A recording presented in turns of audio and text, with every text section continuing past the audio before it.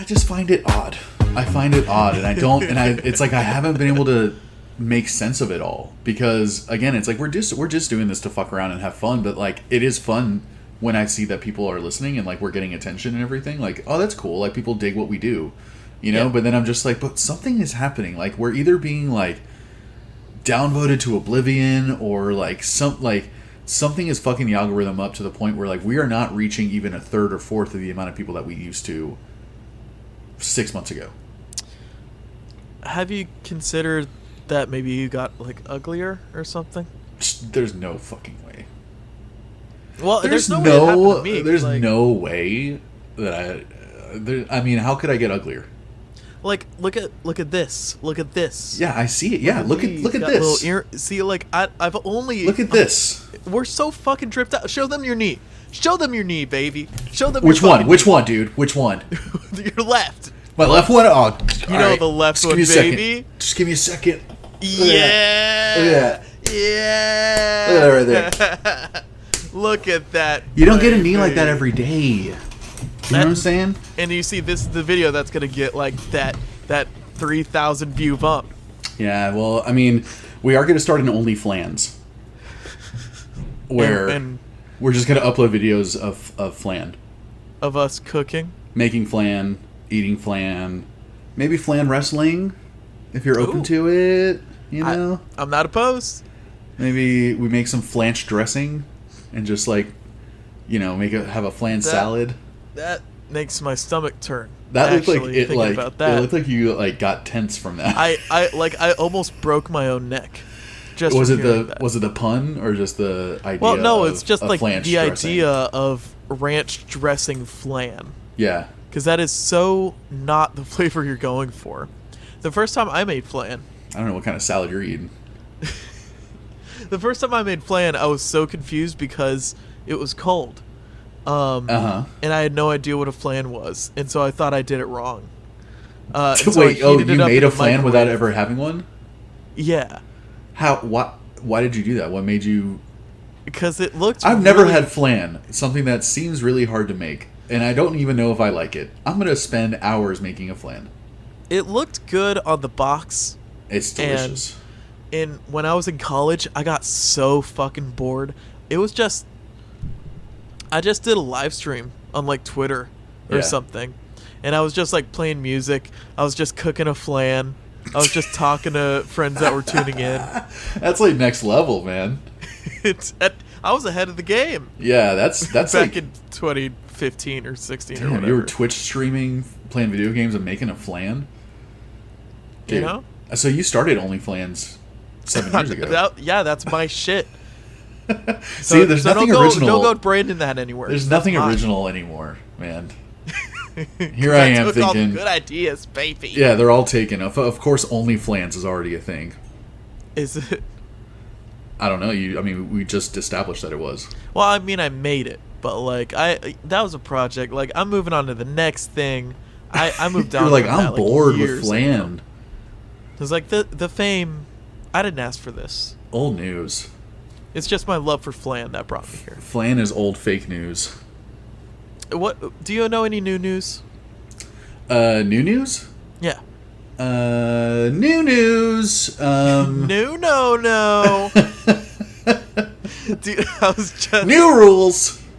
I was just listening to like best of 2018, 2019 Comedy Bang Bang because that's when I was really into it. Yeah, me too. Dude, it's fucked up. You can't find like any episodes past like 583 or something. Oh yeah, I mean you have to like be a Earwolf subscriber. Yeah, you gotta like go to the website, you gotta subscribe, and like I'm sure you get a lot of good stuff for it, but yeah, there's a lot. That shit, I just used to be able to go to like episode fucking 1. I know. You know, and just I re-listened. I heard episodes 1 through like 300 probably 2 or 3 times. Fuck. I used to drive from Austin to Houston all the time and like drive around a lot when we lived in Texas, so I listened to it all the time. Yeah. You told me you've listened to like all the episodes like twice. Yeah. Up until a certain point. And it's the same with like Monday Morning Podcast. I listened to that a shit ton of times. Yeah. Well, and that kind of brings me to today's album that I've heard probably a million times before. What's up, buds, and welcome to a new episode of the Earbuds Podcast, the podcast where two friends talk about one album for that many minutes. We are your hosts, Ash, Moosh, Hanrahan. My girlfriend's walking behind me, and my name is Lucas. You don't have to brag. Sink or Swim, Intercovs, and today we are talking about fucking punk rock music. We're getting one of my fast. favorite punk rock bands that I feel like no one ever fucking talks about, and I think it's about goddamn time these people get some respect put on their name, and it is Big Wig, and we're talking about their album, An Invitation to Tragedy. Ash, what'd you think? My two favorite songs. Out of 10, I'd say. Let's just go into rating. Let's work backwards. Let's start with that. Yeah. Let's Tarantino this shit. Listen. Let's make them wait for it. Oh. That's what I'm. You like to build a little. You like to edge. You're into edging. I love edging. The Rated R Superstar dude. Oh. It's my favorite wrestler. That's not what I was talking about. The album is, you know that I love playing punk music. Yes. I love making punk music. You're not a big fan of listening to punk music. I rarely ever listen to punk music. That confuses me so much, man. And I've been trying to get you to listen to this band's for at least 4 years now. Yes. Like most other music you've tried to recommend to me, I've been listen adamant on Yeah. ignoring you. Yeah, vehemently not listening to it. Yes, like going out of my way. It's starting to feel aggressive. They were playing at a bar I was at, and I left. And you're like, nah, fuck that. It's like, nope, that's not happening. Yeah, you got nauseous for some reason. And you're like, oh god, like, this might make one of my really good friends happy. oh god. Honestly, man, this hit the fucking spot. Fuck! Yes! This is some hardcore, fast but melodic punk. Super melodic. I'd say it's somewhere between like Bad Religion and NoFX, Pennywise, like Lagwagon, that type of thing. And bounces all between all those different styles too, right? Because like there is a lot of like hardcore badass punkness in this, and then almost 50-50, I would say, pop punk. Yeah, no, it's very like it not rides within that each line song constantly. Yeah, it's like every other song is like either pop punk or like hardcore punk. Like when you go from Sink or Swim to Sore Losers, and then like Thinning the Herd to Mr. Asshole, and then Counting Down to Alone in Jersey. It's like it literally like just bounces back and forth and back and forth. They just didn't know what they wanted to do. No, they were just trying everything out. And this is their third record, so like the stuff before this is pretty consistently the same vibe, like the same type of thing, where it's like really, yeah, you're either gonna hear like, and I am counting down, whoa, it all comes crumbling down, like just you hear that, and then you hear like the girl in the green sweatshirt or green jacket. That's what it is. She's got the stars in her eyes. She blinds me with her smile. Everything's all right. From the very short Wikipedia on this band, it seemed like this album was kind of their like big I think it album. Peaked. Kind of flew them off. Why do you think this one is different from the first ones? Well, yeah, I would say this is definitely their peak. This is the culmination of like they had, this is their third record, like I guess like released at least on like a label or whatever, and I feel like the two records leading up to this were very similar types of music, but this one had the production, it had the songwriting, it's got some fucking production too. It's got some great production. Talk about it. Yeah, and I feel like what happened, I think they only came out with one record after this, Reclamation of something. Reclamation maybe is the name. And that one, like, they went a little, it didn't sound like they were having as much fun.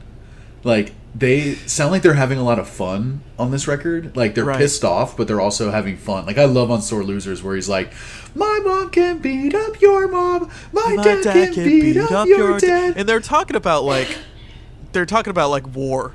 Yeah, my God can beat up your God too. And it's just like like just this like super fun, goofy punk song, and it's like, and then they're talking about heavy shit in there. Yeah, well, it's, you know, a lot of the themes of this album are kind of, they're very optimistic, I'd say. You really? I'd say they're political. Yes. They definitely see the shit happening, but they're very encouraging of the people listening to their music and the fans. Like, hey, you could do this. Go out there, fuck it up. Show them show 'em what you're about. It's not political like Anti-Flag, where it's just like everything sucks. You're gonna die. No, it doesn't matter. Nothing matters. It's like Anti-Flag is like nihilist or like nihilistic, and Big Wig is kind of like they're like a dog that knows things still kind of suck. Like, not everything's perfect, but they have like dog energy. But they're like, they got like golden retriever energy, but that like grew up on the streets a little bit.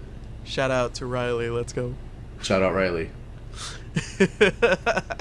But yeah, it's weird how like there's not a lot of information about Big Wig out there. Like they seem like one of those bands that were, in my world, especially at this time, 2001.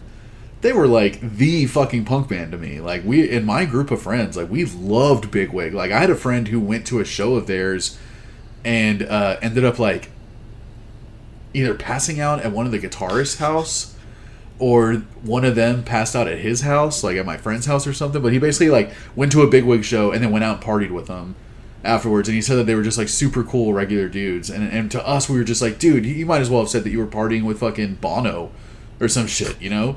Like, I don't know, who do you love? You love Bono, no, right? some real fucking class acts like Bono, just like a Bono, like a Bono Scott type. Stapp. Like if I had hung out with Scott Stapp when I was in 7th grade, fucking that's a wrap, dude. So how did you get introduced to Big Wig? I have no idea, because they were on. I don't think they were on the big labels back then. I don't think they were on Epitaph or Fat Records, right? No. They were on like Fearless Records or something. I think. It was Fearless. Was that is that like the dude from Offspring's record label? I don't know. It's like you're proud that you don't know. I don't know. I don't know. So because it's cute. It's cute. Because it's cute to not know. It's cute. it's what the boys like. Yeah.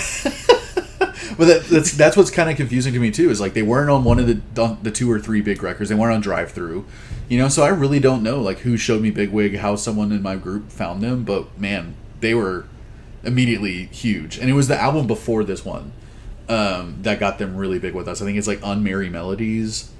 I can't remember the. And so you kind of heard that one, and you were like anticipating this album, or? Oh, dude, we were like pumped for this record. Damn, and it fucking delivered. Oh, it delivered. So, because this record is, I was wrong. The record before this one was called Stay Asleep, and this one is like Stay Asleep on fucking steroids. It's like everything got better. The songwriting got better. They got heavier. They got madder. And the production got better. Like another thing like that I totally forgot was like such a huge aspect of Big Wig's music is how fucking metal inspired they are too.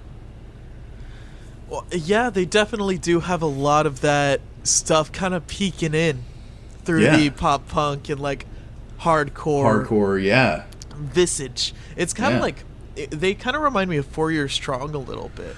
I could totally hear that. This sounds almost like a precursor to 4 Year Strong. Yeah, if like 4 Year Strong kind of chilled on the whole metal thing. Yeah, on the whole metalcore aspect of their shit. Yeah. Like I totally hear that too. This is like one of the only albums that we've talked about on this show that I didn't take any notes, because I'm like, I've heard this record so many fucking times. I'm just like, I could talk about this all day. Damn. Well, but I am kind of, to be honest, I'm surprised that you're saying that you liked it a lot, because I know that you don't listen to like really loud, aggressive music like on your own, like in your free time. Well, I like loud, aggressive music, but I guess only I'd if it's say like fucking vampire techno or something. Yeah, it's got to be whatever you were listening to last night at the rave that you went to, which you still haven't told me about. Well, listen, we'll get to it. We're gonna what better time than now? We're gonna rate the rave. What better place than songs here? At the rave. What better time than now? Okay, well, I don't know. It was a hyper pop night, right? Oh, blech. But it wasn't the Boo. 100 Gex hyper pop. Okay, it was Okay. fucking like Charlie XCX. Okay. Tovlo, which is apparently not how you say that name at all. Yeah, I don't know how you said it. Tovalo? Tov. It's like Tuvlo. I think it's Toblerone. Toblerone is probably it. Yeah. I think it's like mountainous chocolate bars. Kim Petras, that fucking dude. Fuck, dude, I gotta get a drink of water. I'm like dying right now. Cottonmouth. Right back. All right. Don't forget what I was saying, because I will. All right, we were talking about raves. I'll remember. Oh, are we doing something? Hey, you're still on. You're on the air. I can't hear you. Oh, god damn it. Are we doing something? You're still stealing my I can't bits. hear you. Yeah, I think we're just stealing I'm bits sorry, I now. can't hear you. Oh boy. All right. Okay, keep telling me about your rave. So it was like the mainstream hyperpop Sophie was a big one. Okay. And even for that, they only played like kind of the vocals of the hyperpop stuff, and then just like a do do do do do do. Just the house just, beat under it. Yeah, brought Yeah. it to like 160 BPM or whatever the fucking club beat is, Right. But it was fun. I was dancing. I always thought that I'd rather be like drowning in a group of people dancing, just because like then you don't feel like you don't feel like weird much about it, like self-loathing. people are watching you. But like you can't fucking move. I was just worried Nah. about like actually accidentally like elbowing someone the whole time. That's when you start fucking hardcore dancing, dude. You start picking up dimes. I need my space. Yeah, you start fucking quarter snatching or whatever they call them. Yeah, I started it? hardcore skanking. Oh, like trying to elbow people and shit. Yeah. Yeah. Have you ever genuinely skanked? I have. Really? Yeah, it was at I did it at a trap metal show. You skanked at a trap metal show. Like half a year ago. I feel like I remember this, and I feel like I was disappointed when I first heard it too. Are you listening? Because I You're skanked like, at a trap metal show. I just told you about one of the That's coolest kinda things I've dope as ever fuck. done. That's kind of like the height, like the peak of my life so far. You peaked at skanking at a trap metal show. Yeah, I skank at every occasion. Christmas. I'm always skanking. I learned how to hard step recently, What is that? which is like, it's like what rave people did in like the 90s and 2000s with like the trip pants and the zippers and shit, Oh. and they were just like fucking like shuffling, T-stepping. T-stepping. Gosh, all these T-step. terms. I'm all in the lingo, baby. Yeah, you're in the world, man. You're in the underworld of fucking rave dancing now. I'm a new person. I'm in a new world. Well, I feel like if we don't get back to the album now, we never will. All right, well, let me tell you about the things I liked about the album. Oh, just dish, baby. The production is fantastic on the entire thing. Yeah. Obviously. It's nice and clear, but it's still rowdy, it's still grungy, it still hits hard as fuck. Super distorted. You can hear the drums are super clean. Yeah. The overall production is fantastic. Yeah. The songwriting is really nice. They kind of switch up their style of just about every other song. Pretty much. A lot of catchy moments there. One thing I will say is that, as with every like hardcore album, Mm-hmm. When I was just listening to this one time and I wasn't quite in the mood, it is the kind of thing that like will give you a headache if you're not trying to like, if you're not in the space for it. Yeah, I feel you. Like it goes hard the whole time. There's like nary, I don't think there is a moment where it like slows down or gives you a break. Maybe like Hope. Hope is kind of the more mid-tempo, like Yeah. But even then, everyone's kind of going in on it. Yeah, the drummer's going off on that song randomly. Like the guitars are doing nothing, and the drummer's like, it's my time to shine. It's like, but the drummer's kind of badass on the whole fucking record, man. Oh yeah, this is like, I think this is the kind of thing Burn Band was trying to do. I it reminded me a know. lot of. I saw myself in this drummer. I'm like I'm trying so hard not to get mad right now. For so long, he's been, no, like so y'all should listen to long. Big Wig. I think Dude, it'd be I heard your regurgitation baptismal regurgitation. Thank you very much, my amazing Burn Band. Check it out. amazing fucking record, and immediately reminded me of Big Wig. And I was like, dude, this is like, I was like, listen to this band. They're gonna show you like how to get there. And I was like, yeah, dude, yeah, for sure. You're like totally. Yeah, totally. And yeah, I have.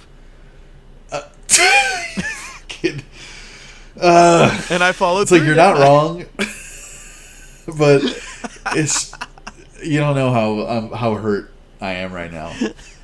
Well, Listen, would this we're have here done, now, okay, okay? Just tickle my ego a little bit. Just fucking,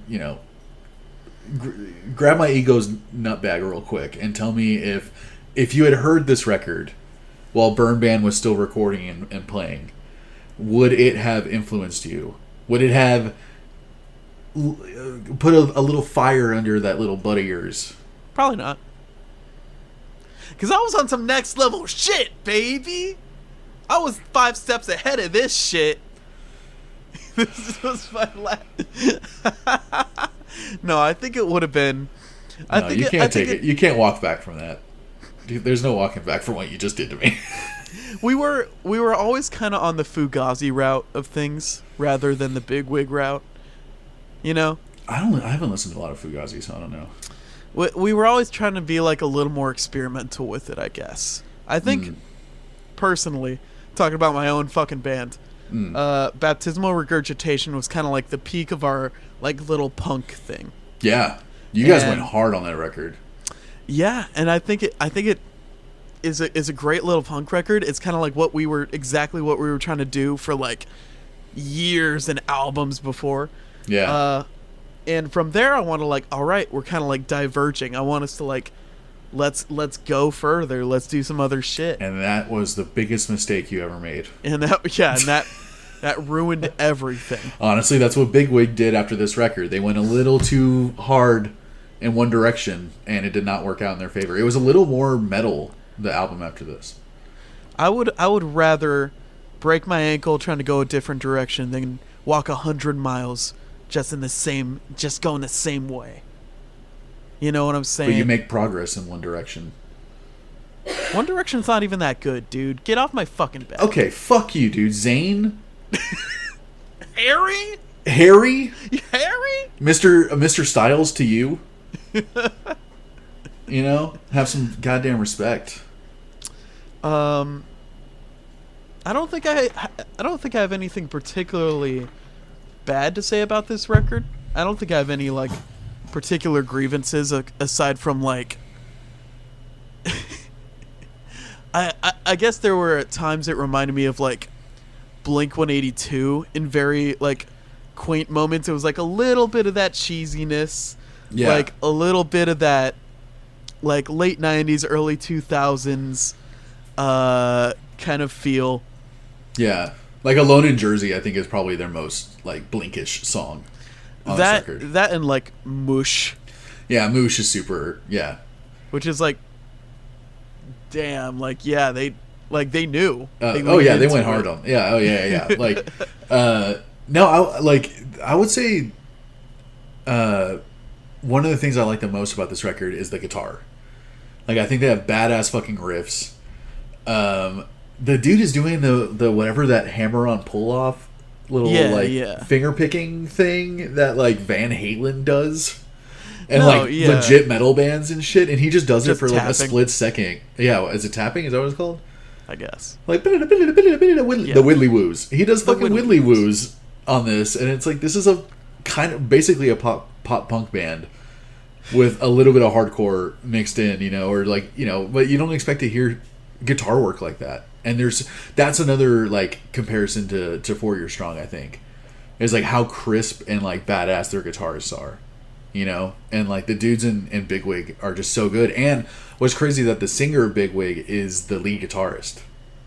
So my friend that saw them live, because I never got to see these guys live, he said that the singer was singing while playing solos, and I'm like, dude, that just kind of tells you like these guys are extremely talented, and that's another reason where it's like I don't know how Big Wig did not get bigger.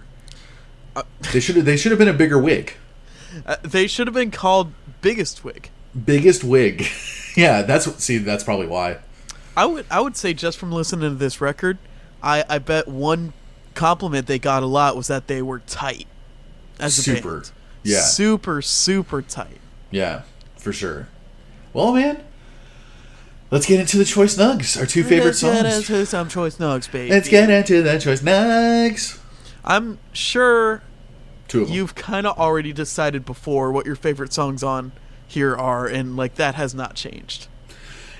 Yeah. Is that kind of the case? No, that's pretty much you're pretty much there. I think I was surprised at how much I liked some of the more random songs that I didn't remember that well, you know, because there's definitely like standout songs like like Waste, Sore Losers, Moosh, Thinning the Herd, like Who Am I to Say, like all of those are honorable mentions. Like I love all those songs. Yes. But yeah, my favorites were always like the ones that went the hardest on. Even on their albums before this one, like Numbers is like probably my favorite fucking Big Wig song, and it's like one of their most hardcore. So yeah, man, it kind of stayed the same ever since high school. I mean, it's been 20 years since the first time I heard this record, and I still have the same two favorite songs on it. And the first one's Sink or Swim. Sink or Swim, dude. Even the beginning, the fucking bass of and then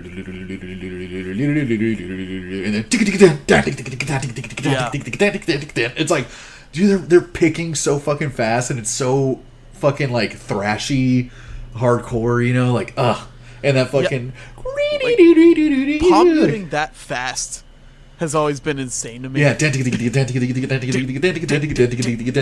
I can't do that. It's you can't ridiculous. Do that. We're not talented. We can't do that. Well, like if I really want to. If you really want, okay. I could probably figure it out. Yeah, I mean, you know, whatever helps you sleep at night. Give me an hour, maybe. Whatever helps you sleeping up at night.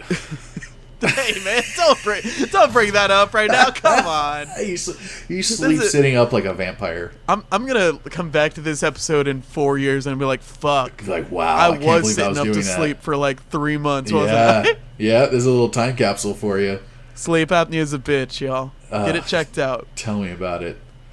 But yeah, Sink or Swim. This song goes hard as fuck. So good. Got a lot of explosive moments in it for sure. Yeah. And I was just like, yeah, so much great guitar work. That fucking like in the middle, that say gosh what I've got.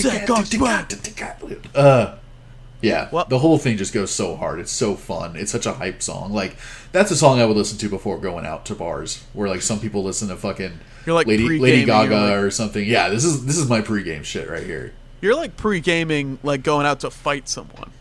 I wish. No one wants to fight me. You're too big. You're too intimidating, baby. It's true. I'm a big wet boy. You're too fucking torn.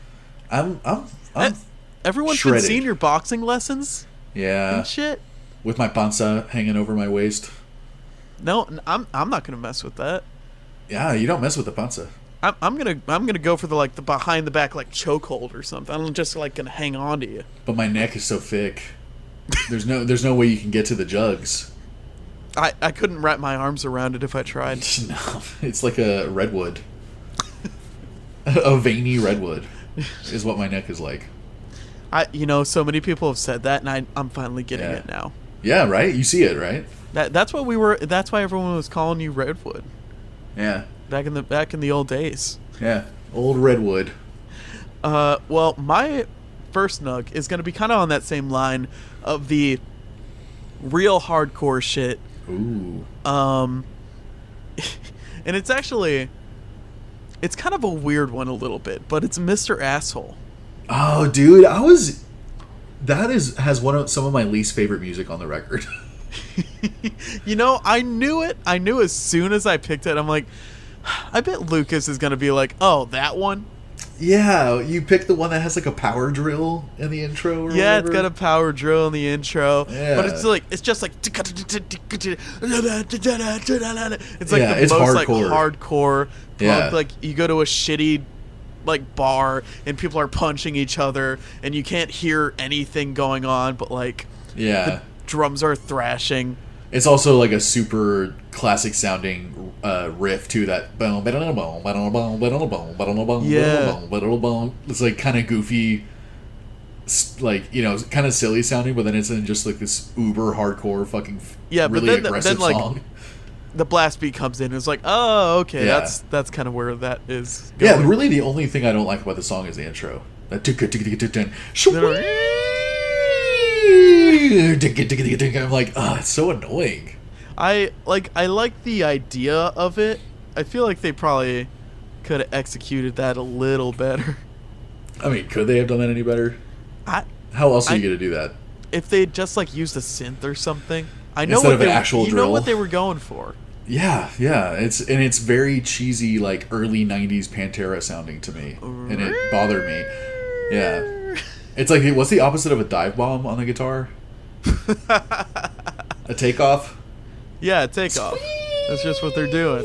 Yeah, they're just. I don't like the takeoffs. Well, sir, what was your favorite song? Oh, I didn't know you were gonna ask me. Is that. Is it like? Oh what? Is it Alone in New Jersey? Oh, what are you gonna say? What? Is it Fucking Alone in New Static? Jersey? Is it Static, little boy? What is it? It's Counting Down, baby. Counting Down. This was kind of the one about like seeing your friend kind of like fucking up and like on a downward spiral, and you're like, I don't want to be a part of this. You said you got your shit together. You said it's time to do it right. Yeah, there is basically like to me it makes me think of someone with like addiction. Yeah. Stuff like like they're seeing this person like constantly falling off over and over and over again and like trying to do something and then you don't do it, and it's it's funny because listening to it back in the day in high school, I just thought it was badass. I didn't care about the lyrics. I just sang along to everything, and I was just like, I just love the I am counting down. Whoa, I wish I could make it end. They conjure it again. Like, didn't really care about anything else. And then listening to it now as like a full on like fully matured adult. I just mean like body wise. Like I'm in the right. decline. Yeah. Like I'm fully matured. I didn't realize like how heavy this song is. Like it thematically. Like what they're talking about in the lyrics, and I'm just like, whoa! Like the song had a completely different meaning. Listen to it again as an adult. I like took it as like you're seeing someone you care about, seeing a friend kind of like on this spiral, and there's nothing you could do about it, and so you're thinking of kind of separating yourself from it because wishing that there was something that you could do or something more you could do, and there just isn't, and you're like, am I about to give up on this person? Like for my own for my own sake. That song in particular, I was like, I like the lyrics of that one. That's like did a good job on that one. Something else too, another sleeper thing about this record, great lyrics. Yeah, I think All right, what's your second choice, like, there are definitely some political songs. Yeah. There are some real tough songs like this one. But then like sardonic songs, like you're talking about something real, but you're being kind of funny about it. Yeah, which I can appreciate. Do you want to guess what my second nug is? Let me see. Think you're gonna get look at this list. I think I am gonna get it because I'm smart, and you don't give me enough credit. And I'm gonna guess it's "Who Am I to Say." Nope. It is Static. Really? Sir. Yep.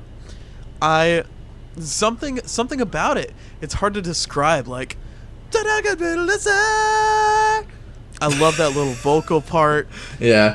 The ending is kind of interesting and weird. Like they definitely knew that this was going to be the last song, either before or after they made it, you know? Yep. Just because, like, they do this, like, kind of faux ending, and it gets quiet, and there's just, like, this bass and, like, the ambient noise. Yeah. And it kind of comes in one last time, and, like, great way to end the album. The bass is super loud on this song, too. Like, which I weird. we always appreciate a good bass. Yeah, I like a good bass in the mix for sure. Like it's a good closer for sure. It's a pretty like epic song, and it's one of the longest on the record too. Yeah. But this song reminded me so much of like early Rise Against. Yeah. And yeah, maybe that's why I like it. Yeah. Rise Against was like one of my favorite punk bands when I was like in middle school. What albums did you get into them? Like, what were your first ones? It was mainly whatever songs. Because they have Guitar eras. Hero. Yeah, okay, because they have eras too. They're one of those punk bands that it's like they have like 2 or 3 albums that sound like this, and then 2 or 3 albums that sound like this, and then they kind of like constantly change their sound. Prayer the Refugee is okay. That was after my. That's all you have to say. That was after my time. Yeah, I got into like their first record, which I think it was like 1999. And then their second one was amazing. And then their third one was the one that had like State of the Union and Swing Life Away. Sounds familiar, but I can't remember it. It was something. Yeah. Oh, it was a great record, but they were starting to get like a little more poppy, a little more like radio friendly. And then the one after that was the one that had like Prayer for a Refugee, I think, on it. Yeah. And by that point, I was out. Dude, I saw them in concert. When? They opened for Deftones like 4 or 5 years ago. Dude, I was at that concert. Really? At the fucking like Austin 360 amphitheater? Yeah. You were there? Yeah. What the fuck? Yeah. Do we know each other at that time? We must not have. Because we've never talked about this before. That's so weird. Well, maybe, I don't know if we'll have the same, like, opinion of it. We didn't actually stick around for Deftones because my buddy who brought me and, like, got the tickets, he'd pulled, like, a 24-hour, like, he hadn't slept and he'd done a long shift. Just a bender. And I was like, yeah, whatever. Like, I'm just, like, happy I went. Dude, Deftones were so good that night. But Rise Against, man, they were kind of, it was weird because like they had visuals and graphics that were timed to the music, but they were not timed to the music. Like they could not stay on tempo. Everything was faster than the record. They were stumbling. Like I don't know. The singer McGrath or whatever his name is, like he kind of didn't do great. They were struggling. It looked like they weren't used to it. Yeah, and it seemed like the singer couldn't hit a lot of things. Like he was doing a lot of this stuff where he would usually be like belting out. You know how the singer just like loves to like belt out these like like kind of like holding it out. He like couldn't do it, and one thing that he was doing a lot that was driving me nuts was he would stick his tongue out a lot, like while he's singing. So he'd be like something like sticking his tongue out rather than just like hitting it with his like diaphragm, and it made it sound so weird, and it like didn't work ever. And I'm just like, I was wondering if he was doing it to save his voice or something, if it was somehow easier on his voice. But that's funny to hear you say that because I was also extremely disappointed by them that night. And Deftones were so good, like totally made up for it. Was that the Incubus show too? Incubus wasn't there, right? Okay, it was just them two. That's what I mean. I've seen Deftones live a bunch. So I saw them play with Incubus there at the same venue, and then I saw them play with Rise Against there at the same venue. But the couple Deftones songs we heard were pretty good. They started off with like their new metal shit. Yeah. And they were going pretty hard, and then my buddy was like, dude, I'm like passing out. We gotta go. I'm like, all right. And you're like, just sleep. Deftones is sleeping music. It's sleepy music. Look. Yeah. Just like this album. Real sleepy, this album. How many times did you fall asleep listening to Invitation to Tragedy? Let me rate that out of 10. Mm-hmm. If I could.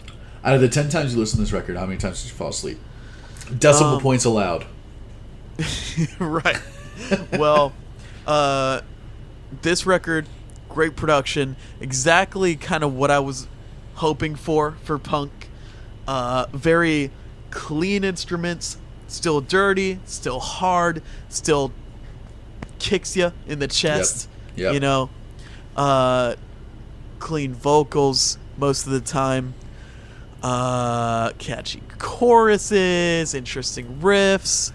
This is gonna be a 9 point something. I'm feeling it. I don't know about that. It's like it all comes down to personal bias at this point, because there's really not much that I can point to as being bad aside from it being the same genre, you know, and like sometimes like giving you a headache and shit.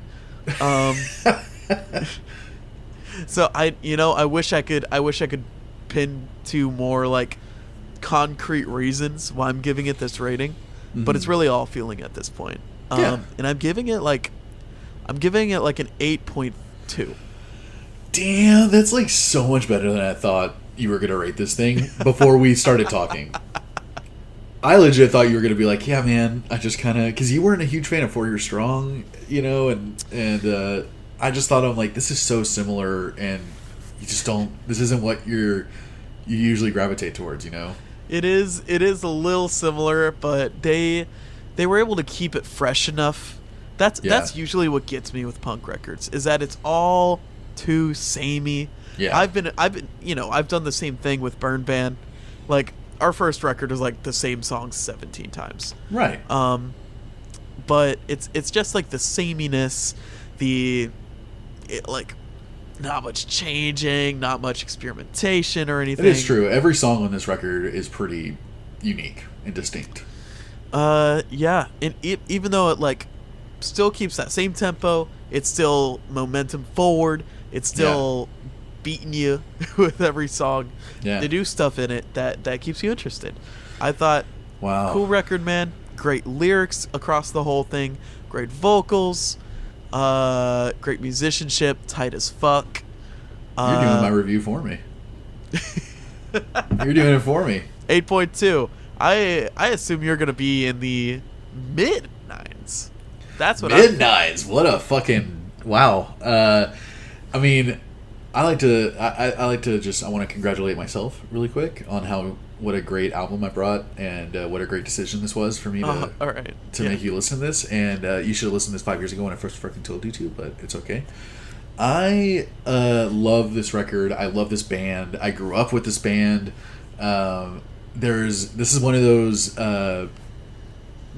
records in particular. This is one of those that, like, you know, when you're drunk and you just want to hear some shit that like hypes you up, and you know, like, this is one of those albums. It's good pregame music. Yeah, it's good pregame and postgame for me. Like, same with RX Bandits. Like, I can just put on that record and just like sing along to every word and just jam out for 45 minutes. And this is one of those albums for me. Yeah, man, everything you said. Great production, great songwriting, really good vocals, great guitars, drums, bass. Everyone's great in this band. And you know, if hopefully this gets people to listen to this album if you haven't heard it yet. If you're into punk music, like, you're probably gonna like this album. It's so good. More people need to listen to Big Wig. I wish that they had gotten bigger when they were really, you know, doing their shit, man. Bigger and wigger. I think they should have been bigger and wigger, but they're not. And it's okay. As soon as I said that, hey, I said it too. I was like stepping into dangerous territory. Yeah, it's almost like you don't mean to say it, but then you say it. Yeah, no, it like sounded like I said it. You're right? worried you're gonna say it. Yeah. Anyway, it's like because you know you shouldn't and can't. Yeah, but I'm gonna give this album purely based off of everything I said. Everything I just said. I'm just gonna base it purely on that. I'm gonna give it a. Has it what? Real quick. Oh God, I was really on a roll there. Well, let me stop you right there. Yeah, just fucking. Let me stop you right there. Let me stop that momentum. All for momentum, just. Real quick, is this rating kind of what it's been the whole time? Has it increased? Has it decreased from when you first listening to it? It's gonna be a little higher than it was before we went into this because of how much you liked it and how psyched I am that you liked it. So it made me like it a little bit more. I'm gonna give it a solid like 8.8. 8.8. Yeah. Okay. Yeah, didn't quite make it into the 9s. It can't make it into the 9s purely because of the beginning of Mr. Asshole, and And that's kind of it, to be honest. Alone in Jersey is a really catchy song, but it's kind of like my second least favorite on the record too. So Okay. yeah. That seems 1.2 points for a drill. Seems I'm gonna give it a harsh. 9 if I don't like 2 of the songs on it that much. You like the songs, you just don't like one part of each song. No, you're right. I'm sticking with it, man. Look, if you're sticking with it, you're sticking with it. Yeah. Why don't y'all stick with us? Thank you guys for listening. Oh, Thank you for tuning professional. in. We're on anywhere you can find podcasts if you just want to listen. We're on YouTube if you want to watch. We're on Instagram if you want to see just like one static image. Yeah, if you want to get one post a week from our Instagram announcing the newest episode, go follow us on there. EBPcast on Instagram. If you want to watch our faces and look at what we're wearing and comment about how we don't know what we're talking about, go to our YouTube. Just search Earbuds Podcast. We're on there. How many episodes do we have by now, Ash? Like A million. Like literally almost a million. We have like 1,000 episodes. I think by the time this episode comes out, we're at our 2-year mark of doing this fucking shit, and it's only felt like a year and a half. It's been harder and harder every day. It's getting harder and harder, but we stick with it because we know no one's listening, so it's just for us. But I'm excited for our little annual Ear Buddies, baby. Our buddies the award awards. shows. Yep. I'm psyched. That must be coming out next week, I think, at this point. With this episode. I think last year was a little too much. I think we're gonna like tone down all the categories. Yeah. We're not gonna like split episodes into like best records or whatever. Yeah, we're gonna cut the crust off the shit sandwich. We're just gonna keep it all in this one little episode, this one little like 2 to 2.5 hour episode. We've earned it. That's it. It's only like we've earned it. 2.5 to 3 hours. We've earned it. We're gonna call in guests. We're gonna have guests on it. We're gonna talk to. Yeah. We're gonna bring back everyone that's been a guest on this year. We're gonna get Cloak Dagger. We're gonna get Cloak Dagger. We're getting Andres. Probably maybe Andres is gonna be here. Luis probably won't answer. We haven't had a guest on in a long time.